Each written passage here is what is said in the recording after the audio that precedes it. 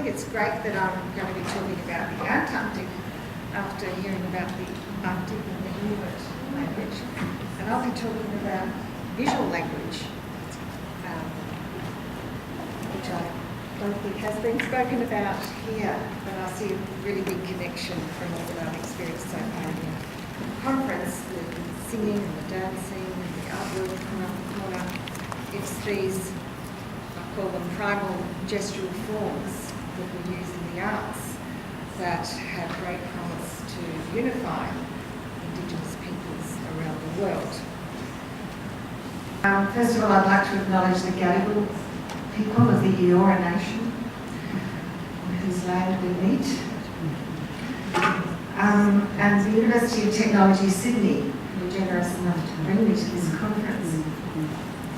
Also, I'd like to acknowledge the many, many contributors to the video, the animation that I'm going to be showing you. I could not do it without all the scientists and other artists who I am in constant conversation with and have been for many years, since 2002, when I was fortunate enough to go to the Antarctic as an artist in residence with the Australian Antarctic Division.